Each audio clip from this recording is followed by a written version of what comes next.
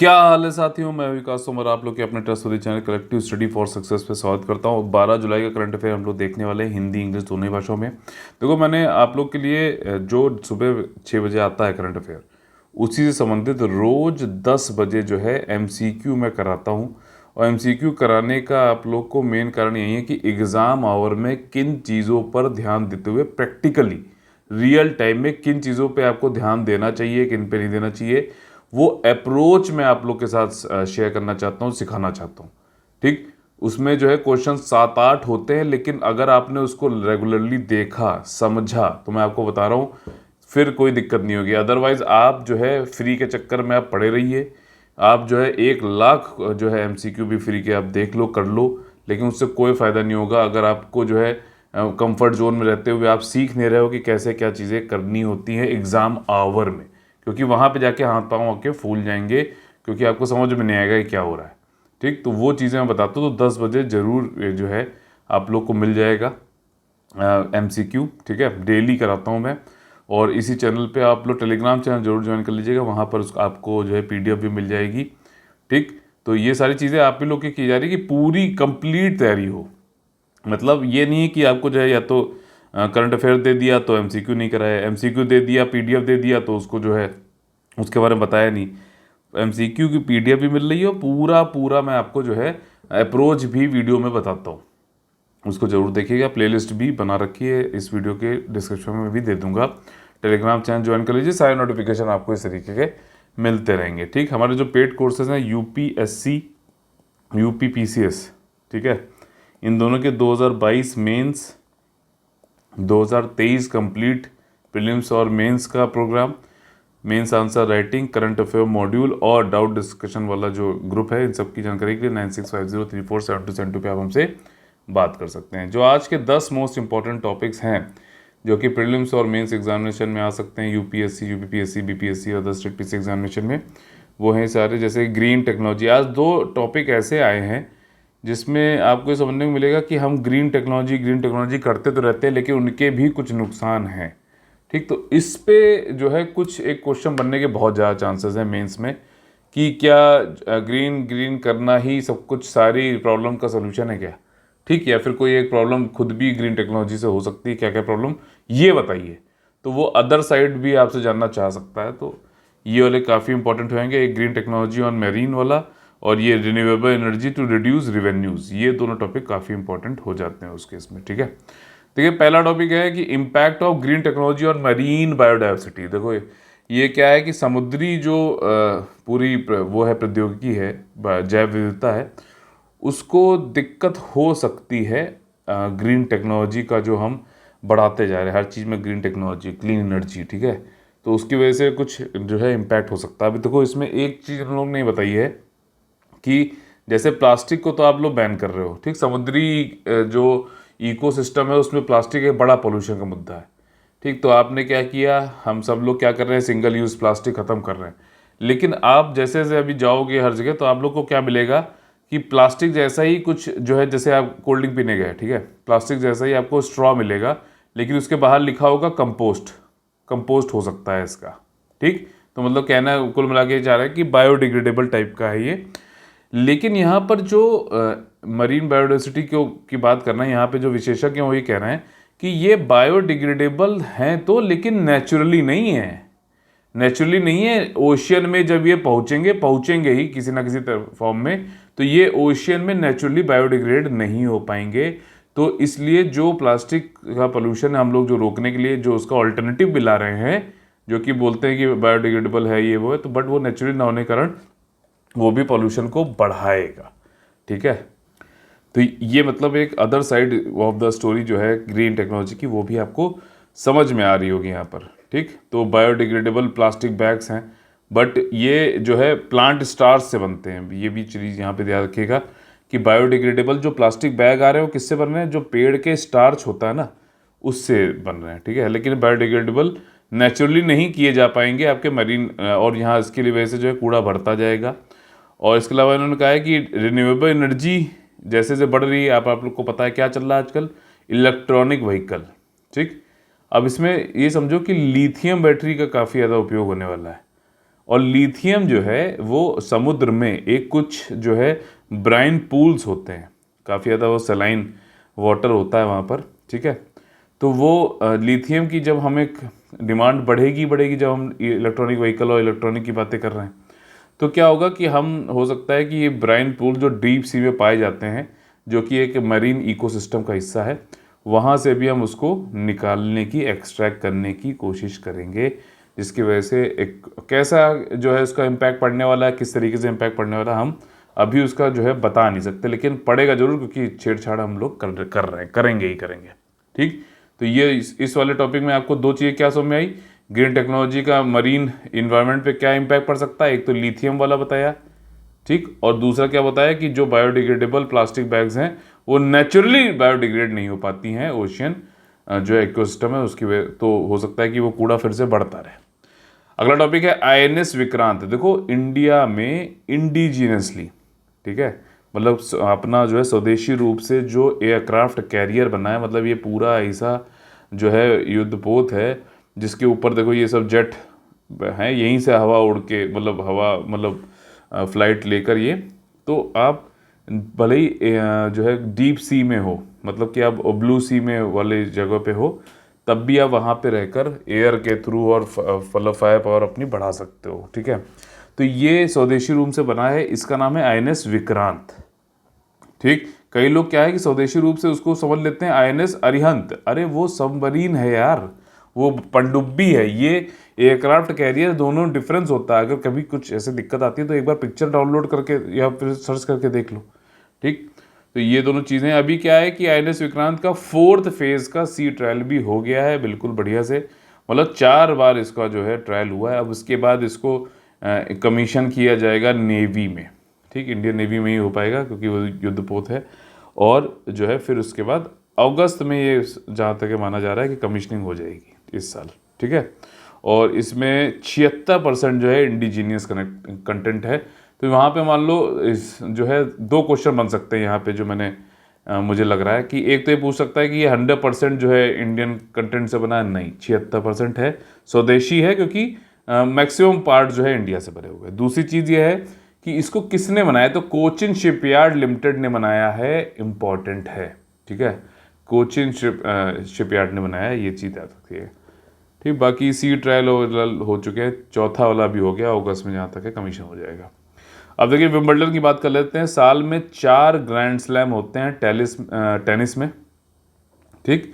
वो कौन कौन से हैं, शुरुआत में होता है US ओपन, फिर होता है विंबलडन, फ्रेंच ओपन, फिर फ्रेंच ओपन, फिर विंबलडन, और फिर आखिरी में ऑस्ट्रेलियन ओपन। ये 4 जो है आपके ग्रैंड स्लैम होते हैं टेनिस में, ठीक। सबसे ज़्यादा टेनिस में ग्रैंड स्लैम जीतने वाला व्यक्ति इस समय कौन है, 22 नंबर के साथ में नदाल है, राफेल नदाल, आपके स्पेन के हैं, ठीक। सेकंड नंबर पे कौन है, अब हो गए नोवाक जोकोविच, ये जिनकी फोटो यहाँ पे आपको दिख रही है, ठीक, इनके पास 21 है। फेडरर के पास कितने हैं, ये कमेंट करके आप लोग बताइएगा।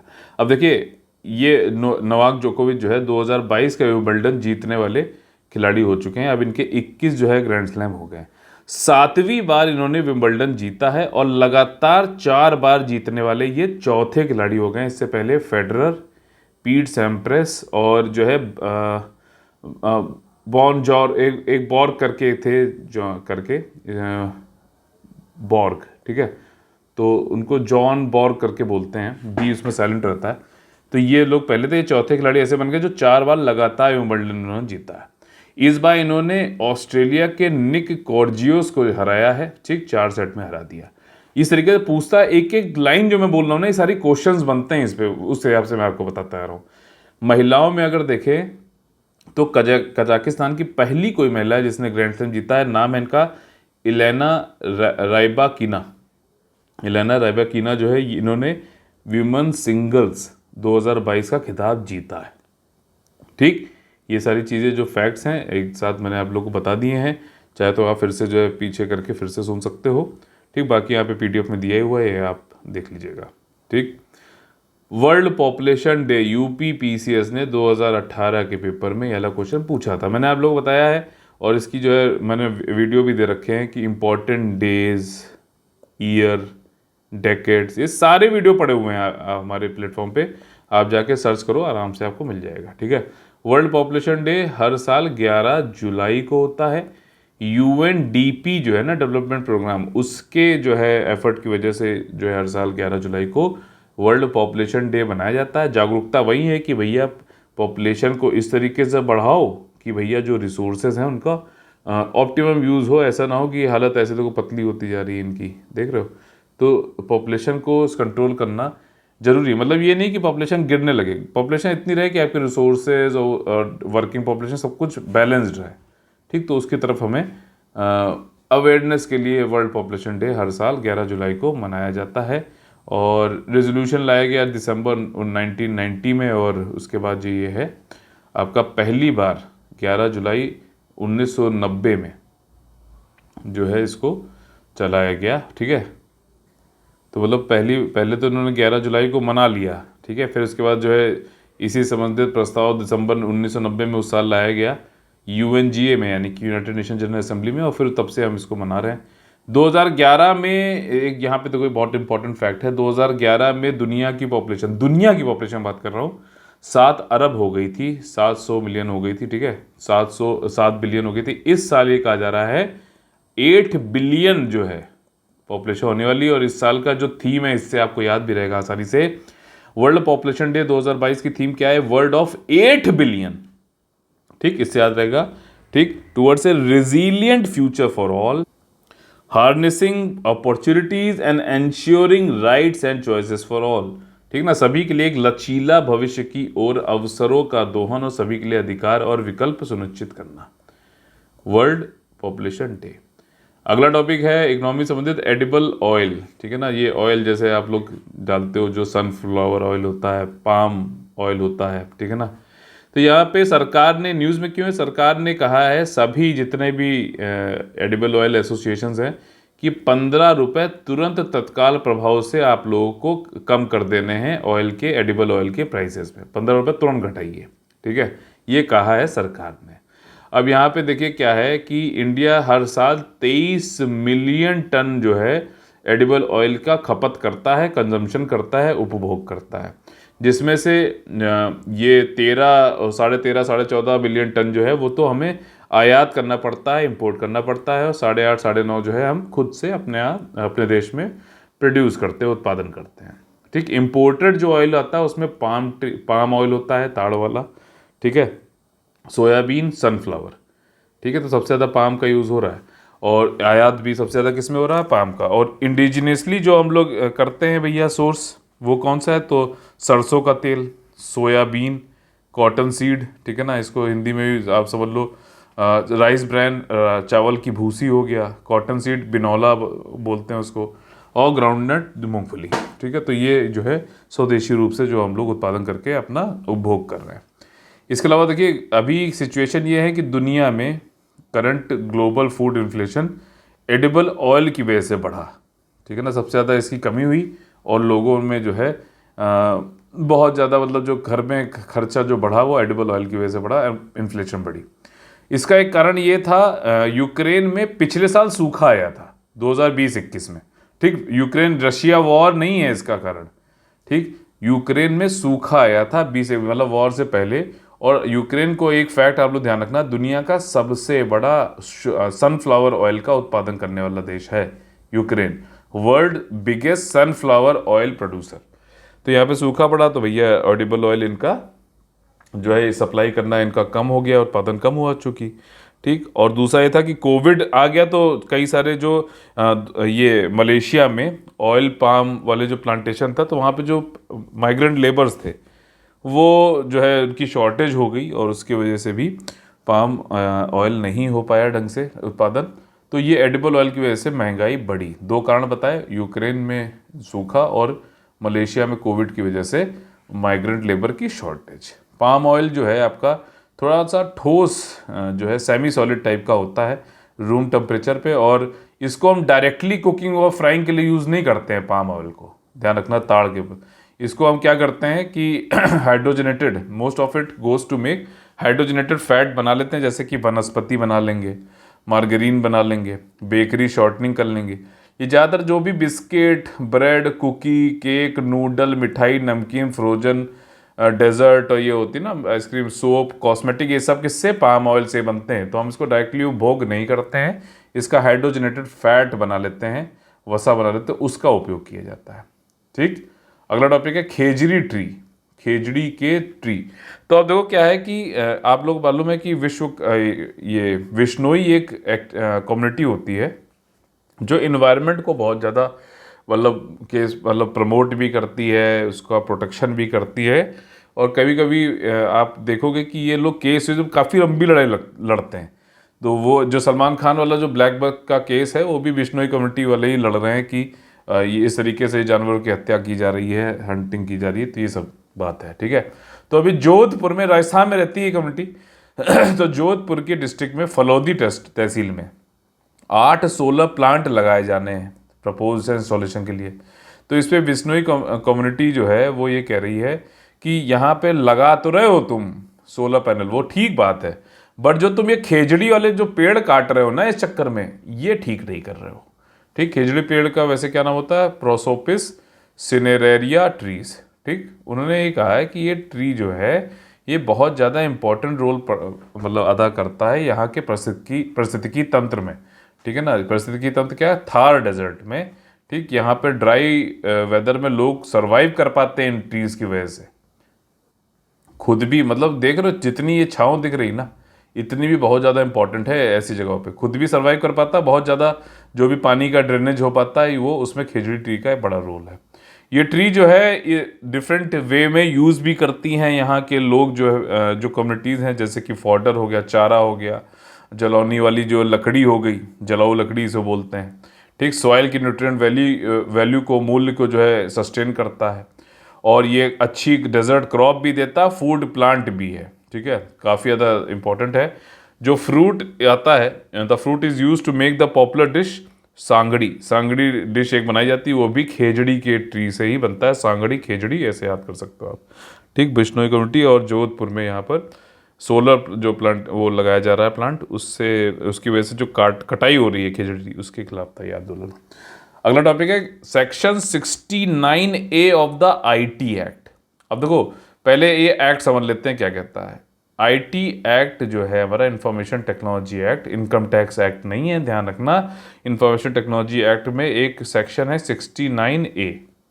69A ये कहता है कि सरकार, गवर्नमेंट जो है रोक सकती है, सोशल मीडिया कहीं पे किसी ने कुछ ऐसा कंटेंट डाल दिया जो कि देश की संप्रभुता यानी सोवरेनिटी या फिर देश की इंटीग्रिटी यानी कि अखंडता के लिए खतरा अगर हो रहा है तो हम उसको रोक सकते हैं। ठीक, कंटेंट को इरेज करा सकते हैं। तो इसके एवज में गवर्नमेंट जो है, जो सोशल मीडिया प्लेटफॉर्म्स हैं जैसे कि ट्विटर, तो इनसे ये कहती है कि भाई साहब ऐसा है कि ये वाले अकाउंट इनको ब्लॉक कर दो, ये वाला कंटेंट इसको हटा दो, डिलीट कर दो।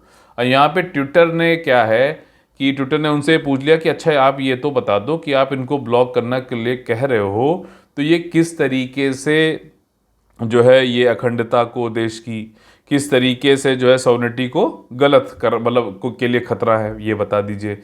साथ ही साथ हम लोग ये भी जानना चाहते हैं कि जो फ्री स्पीच है, आर्टिकल नंबर 19 में आता है मौलिक अधिकार के रूप में, फ्री स्पीच जो होती है और जो पब्लिक ऑर्डर को, लॉ एंड ऑर्डर को जो खतरा है, इन दोनों के बीच में आप थोड़ा सा जो लिंक है वो भी बता दीजिए। ठीक, तो ट्विटर मतलब एक सोशल मीडिया प्लेटफॉर्म है, उसके ऊपर ये चलता रहा है कि भैया ये बात नहीं मानता है, फ्री स्पीच वहाँ घटती जा रही है। तो उन्होंने ये भी चीन से पूछ ली, गवर्नमेंट से, तो गवर्नमेंट जो है सही से जवाब उनको सेटिस्फैक्ट्री दे नहीं पाए और उनके ऊपर प्रेशर डालने लगे ट्विटर वालों के ऊपर कि भैया तुम्हें कंटेंट हटाओ, ये इंडिविजुअल अकाउंट्स को बैन करो, ब्लैंकेट बैन करो, क्योंकि बता कुछ नहीं रहे।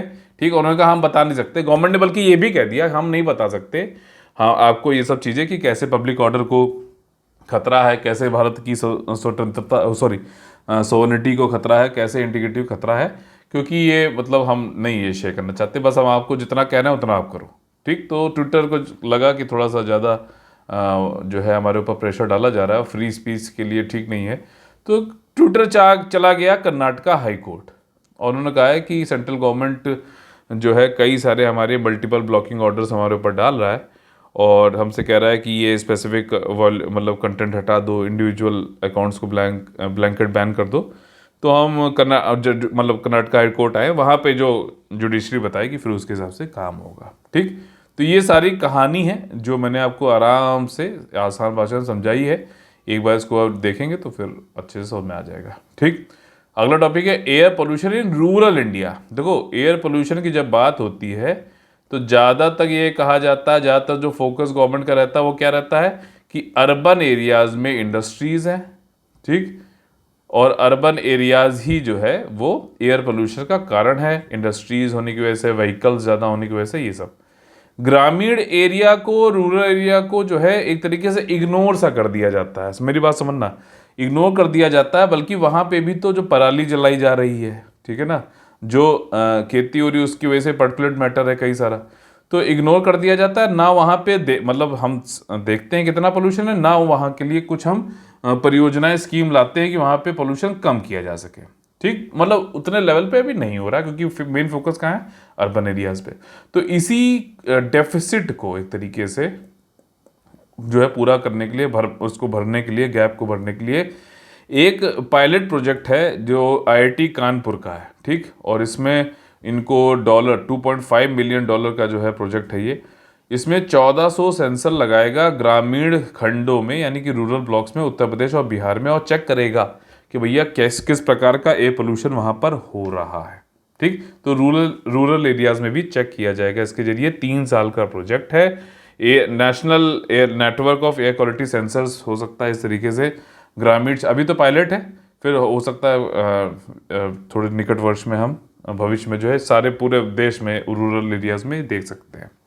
ठीक, एयर पोल्यूशन जो इंडिया में है वो अर्बन में देखा जाता है कि कॉज है पोल्यूशन का, और जो ये आपका जो आपका रूरल एरियाज है वहाँ पे भी तो बायोमास, जो पराली जलाई जाती है, डीजल जनरेटर पे बहुत ज़्यादा इलेक्ट्रिसिटी की लोग की जो है डिपेंडेंस है। ठीक है ना, क्योंकि पानी वानी के लिए जो है पंप चलाने के लिए डीजल बहुत खर्चा होता है, तो वो सब भी तो देखने वाली चीज़ है ना। तो अब ये सेंसर्स जब लगेंगे तो वो पता चलेगा। 2019 में गवर्नमेंट ने लॉन्च किया था नेशनल क्लीन एयर प्रोग्राम। अब देखना यहाँ पे क्या चीज़ है जो मैं कह रहा था, इसमें एम क्या था? एम था कि 20 से 30% तक जो पर्टिकुलेट मैटर होते हैं, PM2.5, PM10, ठीक, तो ये सरकमफरेंस होता है किसी कण का सरकमफरेंस। 2.5 mm सरकमफरेंस है, रेडियस नहीं है। बहुत बारीक चीज़ें मैं पढ़ता हूँ ताकि आप लोग बताता चलता हूँ, ताकि आपको जो है कम समय में ज़्यादा चीज़ मतलब याद रहे, समझ में भी आ जाए, ज़्यादा आपको रिसर्च ना करना पड़े। वो काम हमारा हम कर रहे हैं वो। ठीक, आप बस देखो, रोज़ आधे घंटे में जो है आपके 4-5 घंटे की यहाँ पे जो है हम लोग कमी करा देते हैं। आप आसानी से आधे घंटे देख के 1 घंटे में तो पूरा फिनिश कर सकते हो करंट अफेयर। 1.5 घंटा तो मैक्सिमम देना चाहिए करंट अफेयर पे। ठीक, तो उसी काम को आसान बनाने के लिए हम यहाँ कोशिश करते रहते हैं। तो यहाँ पे 2019 में नेशनल क्लीन एयर प्रोग्राम चलाया गया, जिसमें पार्टिकुलेट मैटर को रिड्यूस करना था 20 से 30% तक 2024 तक। लेकिन यहाँ पर इसको एम कहाँ किया गया? 122 सिटीज़ में किया गया, जो कि भारत की मोस्ट पॉल्यूटेड सिटीज़ में वर्गीकृत थी। ठीक, तो यहाँ पे देख रहे हो फोकस क्या है? सिटीज़ है। ठीक, और सिटीज़ जो है वहाँ पे आपका जनसंख्या घनत्व बहुत ज़्यादा होता है, पॉपुलेशन डेंसिटी बहुत ज़्यादा होती है, इंडस्ट्रियल एस्टेब्लिशमेंट होते हैं, तो मतलब इसलिए ऐसा लगता है कि वहाँ पे एमिशन बहुत ज़्यादा है। ठीक है, ठीक बात है, होगा, लेकिन हमें ग्रामीण क्षेत्रों पे भी देखना है। और हमारे यहाँ जो है करंट एनुअल सेफ लिमिट क्या है, ये लिमिट भी पूछ सकता है अलग से, ये फैक्ट ज़रूर याद रखा करो। PM2.5 के लिए कहा गया है 40 माइक्रोग्राम पर क्यूबिक मीटर होना चाहिए, और 60 माइक्रोग्राम पर क्यूबिक मीटर होना चाहिए PM10 के लिए। ठीक, तो ये स्टैंडर्ड जो है ये भी ध्यान रखिएगा। NCAP में देखो कितना खर्चा हो रहा है, 18-19 से लेके 20-21 तक 375 करोड़ रुपए 114 सिटी में लगाया गया। अब देखो यहाँ पे पैसा वैसा लगाया जा रहा है, सब कुछ एयर पोल्यूशन सही करने के लिए। रूरल एरियाज का क्या करोगे? तो उसके लिए अब किया जा रहा है एक जो है आपका पायलट बेसिस पे। अगला टॉपिक है renewable energies to reduce revenue. अब इसका देखो पूरा मैं आपको एसेंस समझाता हूँ। यहाँ पर क्या है, यहाँ पे देखिए एक इंस्टीट्यूट है, उसने स्टडी करी, international institute of sustainable development. उसने कहा कि देखो जो ये विकासशील देश हैं, विकसित जो डेवलपिंग कंट्रीज जैसे कि रशिया हो गया, ब्राज़ील हो गया, चाइना हो गया, इंडिया हो गया, यहाँ की गवर्नमेंट्स को अगर आप देखो, चेक करो, तो जो इनका रेवेन्यू बनता है वो उसमें मतलब 34% तक ठीक है ना। विकसित देशों में जो आंकड़ा है 12-10%, वहीं ये विकासशील देश जो है, डेवलपिंग कंट्री जो है, इंडिया, ब्राज़ील, ये सब, तो वहाँ पे 34% तक जो रेवेन्यू आता है, राजस्व, वो किससे आता है? फॉसिल फ्यूल को बेचकर। अब आप समझो, सरकार की इनकम है राजस्व, ठीक, वो उसको डीजल पेट्रोल बेचने से मिल रहा है, ठीक है, इतना ज़्यादा राजस्व। तो आपको ये समझना जरूरी है कि अगर हम क्लीन एनर्जी की तरफ जा रहे हैं तो सरकार को जो है राजस्व का मतलब कम राजस्व भी झेलना पड़ सकता है, मतलब सरकार की आय जो है, इनकम कम हो सकती है। लेकिन फिर भी हम ये क्यों कर रहे हैं? क्योंकि जो फॉसिल फ्यूल्स हैं उनको जलाने पर जो क्लाइमेट चेंज, ग्लोबल वार्मिंग हो रहा है, उसके क्या परिणाम होने वाले हैं, किस तरीके से हो सकता है हम इस राजस्व के चक्कर में जो है उसके जो अनवांटेड आउटकम है उसको इग्नोर कर दें, ठीक, और वो इस तरीके से बढ़कर आए कि मतलब और भी हमारा राजस्व हो सकता है ज्यादा खर्चा हो जाए, ठीक है। तो इसलिए हमें क्लीन और जो है ग्रीन एनर्जी की तरफ तो जाना ही जाना है। लेकिन अगर हम सिर्फ राजस्व के उसमें देखेंगे, ठीक, क्वांटिटी के उसमें देखेंगे, अगर हम ये आउटकम हटा दें भैया क्या होने वाला है, क्या रिजल्ट होगा, कैसे कैसे, क्या हेल्थ में, आपका एनर्जी में, फूड में क्या आने वाली दिक्कतें इस फॉसिल फ्यूल के जलाने से, उसको छोड़ दें तो राजस्व में कमी तो आएगी। ये ऐसा अभी इंस्टीट्यूट ने बताया है, ठीक। तो ये दो मतलब टॉपिक आज के क्लीन एनर्जी से संबंधित ऐसे थे कि वे अदर साइड भी बताते हैं। तो आप लोग को जब मेंस में आंसर आप लिखते हो ना, तो आप लोग से पूछता है एनालिसिस में आपको प्रोज पता है तो कॉन्स भी पता होने चाहिए, और दोनों नहीं पता है तो आप एक बैलेंस्ड आंसर नहीं लिख पाओगे। और नहीं भी अगर दोनों लिख रहे हो ना, कि एक ही पक्ष लिख रहे हो, तो भी दिक्कत है, ठीक। तो ये चीज़ें यहाँ पर इसमें बताई गई हैं, बाकी सारा फैक्ट है, इसको जो है आप लोग देख लीजिएगा। स्टार्टअप, अब स्टार्टअप देखो क्या था, जब कोविड हुआ और उसकी वजह से जो है ऑनलाइन बहुत सारी चीज़ें आ गई, तो स्टार्टअप जैसे एडटेक हो गया, गेमिंग वेमिंग हो गया, तो इनको बहुत ज़्यादा इसमें पैसा मिला। अभी आप देख रहे हो कि जो बड़े बड़े एडटेक वाली जो कंपनियां हैं, जो एडटेक की जो कंपनी है, किसी का क्या नाम लें, मतलब आप जानते ही हो, तो उन सबको, वो सब क्या है कि वो धड़ल्ले से लोगों को ले ऑफ कर रहे हैं, मतलब निकाल रहे हैं, मतलब हज़ारों की संख्या में, 600, 500 लगातार निकाले जा रहे हैं। क्योंकि वहाँ पे जो उनको पैसा मिला उस समय, भयंकर तरीके से फंडिंग हुई, तो वो अब फंडिंग कम होती जा रही है, क्योंकि इसे कई सारे कारण है। एक तो यूक्रेन वॉर, ठीक, दूसरा जो है इन्फ्लेशन दुनिया में बहुत ज़्यादा है, कॉस्ट बहुत ज़्यादा बढ़ गई इनिशियली, ठीक है, और लोग अब स्कूल खुल भी रहे हैं, लोग जा भी रहे हैं, तो वहाँ से ऑफलाइन की तरफ, क्योंकि ऑफलाइन मोड में जो है अभी लोग, जो स्कूल है वो तो स्कूल वाले तो वहीं जाने चाहिए, कंपटीशन वाले तो हो सकता है कि एक बार को अलग हो जाए, और जो बड़े बड़े एडटेक है आपको पता है वो सब स्कूलों में फोकस है, तो वो लोग जो है अब ऑफलाइन जाना, अब वो खुद जा रहे हैं, ठीक है। तो ये कुछ एक कारण है जिसकी वजह से अब फंडिंग कम होती जा रही है स्टार्टअप की, और जो पैसा उनके पास पहले आया था उसी से उनको काम चलाना है, तो वो लोग नौकरियां निकालने, कहा जा रहा है 10,000 से ज़्यादा तो ले ऑफ हो जाएंगे। तो ये चीज़ें, और इन्वेस्टमेंट भी अब स्टार्टअप में धीरे धीरे, फंडिंग भी जो है वो कम होती जा रही है, ऐसा इस वाले में टॉपिक में बताया गया है, ठीक। पोटेंशियल ले ऑफ, मास ले ऑफ होने वाला है 12 से 18 महीने में, एडटेक और गेमिंग वाले में ज़्यादा इम्पैक्ट होने वाला है, और फंडिंग जो है आपकी वो कम हो रही है, ठीक, कम हो रही है। बताया गया 10,000 तक जो है नौकरियां जा सकती हैं। कारण बताया रशिया यूक्रेन का कॉन्फ्लिक्ट, सप्लाई चेन डिसरप्शन, आपूर्ति श्रृंखला में व्यवधान, कॉन्सिक्वेंट इन्फ्लेशनरी, मतलब वही महंगाई, मुद्रास्फीति, राइजिंग कॉस्ट ऑफ कैपिटल, पूंजी लेना जो है महंगा होता आ रहा है, इंटरेस्ट रेट आप देख रहे हो ना, बैंक बढ़ा रहे हैं, ठीक, और स्ट्रॉन्ग डिजिटल बूम तो है, इंडियन स्टार्टअप बढ़े तो हैं काफ़ी ज़्यादा, लेकिन अब जो है उनको थोड़ा सा फेस करना पड़ेगा। हो सकता है मर्जर, एक्विजिशन, वो सब भी आपको देखना पड़े, कुछ ही लोग सरवाइव कर पाएंगे, और अगर कुछ ही लोग बचे तो वो मन चाहा आपसे जो है जैसा चाहेंगे वैसे आपको जो है एक्सप्लॉइट कर सकते हैं, तो थोड़ा देखने वाली चीज़ है। खैर, तो यहाँ पर हम लोग का सेशन खत्म होने वाला है, लेकिन उससे पहले हम लोग का जो मोटिवेशनल डोज है उसको समझ लेते हैं। जिंदगी संवारने को तो जिंदगी पड़ी है, वो लम्हा संवार लो जहाँ जिंदगी खड़ी है। मतलब बहुत ही डीप इंसाइटफुल जो बात है वो ये है कि आप ज़िंदगी को संवारना चाहते हो, ठीक है, वो सब उसके लिए बहुत टाइम है, बहुत सारी चीज़ें हैं जो आपको करनी है, आप सोचते रहते हो कि हाँ ये करूँगा वो करूँगा, लेकिन मैं आप लोग से जैसे कहता हूँ कि मल्टीटास्किंग करने का सिर्फ एक ही मतलब होता है कि आप मल्टीपल चीज़ों को एक समय में करने के चक्कर में मल्टीपल चीज़ों को जो है तहस नहस कर देते हो, कहीं नहीं पहुँचते हो। तो वो जो ज़िंदगी संवारना चाहते हो उसके लिए ज़िंदगी पड़ी है, ऐसे मल्टीपल जो चीज़ें हैं उसकी ज़िंदगी पड़ी हुई है। लेकिन आपको प्रायोरिटाइज करना पड़ेगा कि अभी आप किस चीज़ पे फोकस करने वाले हो। टाइम एक समय में एक ही मतलब टाइम तो भैया एट ए मोमेंट तो एक ही है, एक ही काम पे फोकस करो, वो इम्पोर्टेंट है। जहाँ जिंदगी खड़ी है मतलब एट दिस मोमेंट, ठीक, उसको पहले जो है संभालो, ताकि जो है बाकी जो चीज़ें हैं जो अभी इतने प्रायोरिटी पे नहीं है वो फिर अपने आप संवरती चली जाएंगी।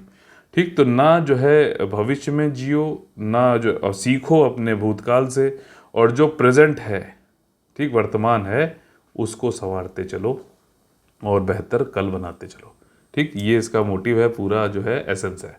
बाकी मार्केटिंग वाला जो हमारी जो है, आप लोग, मैंने पहले बताया हुआ फिर से बताता हूँ, यूपीएससी यूपीपीसीएस 2022 मेंस के हमारे पेड ग्रुप चालू हैं। इसका लिंक मैंने डिस्क्रिप्शन बॉक्स में दे रखा है, आप देख लीजिएगा। यूपीएससी यूपीपीसीएस का इंटीग्रेटेड प्रीलिम्स और मेंस 2023 के लिए हमारे जो है 20 जुलाई से ऑफिशियली चालू होने वाले बैचेस आप अभी भी ज्वाइन कर सकते हो। इसमें इंस्टॉलमेंट की भी सुविधा है, डोंट वरी, ठीक है। और इसमें इसके अलावा जो है आपका डेली मेंस आंसर राइटिंग है और करंट अफेयर मॉड्यूल और डाउट डिस्कशन वाला एक मॉड्यूल है। इन सब के लिए जानकारी आप ले सकते हो 9650347272 पर, ठीक। और ये पेमेंट लिंक है, इस पर आप जो है पेमेंट कर सकते हैं। इंस्टॉलमेंट है 2023 वाले के लिए सिर्फ, तो इसको ध्यान रखिएगा। तो चलिए कल फिर से मुलाकात होगी, चलिए अगले वीडियो में मुलाकात होगी। देखो मैंने आप लोगों को बताया कि 10 बजे, ये 6 बजे तो करंट अफेयर आया था, 10 बजे रोज आपके लिए एमसीक्यू की मैं प्रैक्टिस कराता हूँ, बहुत ज़्यादा इंपॉर्टेंट है। अगर आपको सच्ची में मतलब एग्ज़ाम में बेहतर तरीके से पहुंचना है तो आपको क्वालिटी और ऑर्गेनाइज्ड वे में तैयारी करनी पड़ेगी। क्वांटिटी पे अगर आपका फोकस रहा तो बिलीव मी आप नहीं बढ़ सकते, जितनी जल्दी ये बात समझ जाओगे उतना अच्छा है, ठीक। अगर सिर्फ मटेरियल और फ्री मटेरियल, मैं ये नहीं कह रहा हूँ कि फ्री नहीं खरीदो हर चीज़ हर जगह से, मैं अब ये जो दे रहा हूँ ये फ्री में ही है ना, लेकिन मैं ये कह रहा हूँ कि यहाँ पे क्वालिटी भी है। मैं आपको जो है एमसीक्यू भी दे रहा हूँ, एमसीक्यू कैसे अप्रोच करना चाहिए, रियल टाइम एग्जाम आवर में क्या करना चाहिए वो भी बता रहा हूँ, पीडीएफ भी दे रहा हूँ, उसमें काफ़ी एक्सप्लेन्ड पीडीएफ है, एक्सप्लेनेशन आप देखोगे तो पूरा जो है अच्छे से उसमें वो भी दे रखा है, तो वो आपके लिए इन्फॉर्मेशन के लिए भी बूस्ट करेगा, तो वो भी है। फिर उससे आपको सीखते हो, आप डाउट भी पूछ सकते हो, फिर हर दिन सुधार करते हुए फिर आप अगले दिन पढ़ो। तो ये जो सर्कुलर स्टडी होता है ना, ये जो ये स्टडी का इकोसिस्टम है, इस चीज़ को अगर आप डेली डेली करोगे ना तो वो बेहतर है। आप ये सोचो कि मैं बस कुछ नहीं, 1 महीने पहले उठा के सारे टेस्ट जो है एमसीक्यू लगा दूंगा, बिलीव मी कोई फायदा नहीं होने वाला है ना। आखिरी में आपको किसी को पैसे देने की जरूरत है। अगर तैयारी करनी है तो रोज करो, थोड़ा थोड़ा करो, थोड़ा थोड़ा करते चलो, वो ज़्यादा बढ़िया है, ठीक। ऐसा नहीं कि आप जो है एक दिन जो है आपने 20 घंटे पढ़ा और अगले 4 दिन लेटे हुए हैं, तो वो कोई फायदा नहीं है। आप रोज 4 घंटे पढ़ते तो ज़्यादा अच्छा रहता, ठीक। तो ये सारी चीज़ें हैं, ध्यान रखिए। 10 बजे जो है एमसीक्यू वाला आएगा, उसको जरूर देखिएगा, सॉल्व करिए। पीडीएफ आपको लिंक हमारे टेलीग्राम चैनल पे मिल जाएगी, जिसका लिंक डिस्क्रिप्शन में दे रखा है। तो चलिए मिलते हैं अगले वीडियो, तब तक के आप लोग से लेते हैं अलविदा। जय जय Bharat, all the very best, Vande Vande Mataram.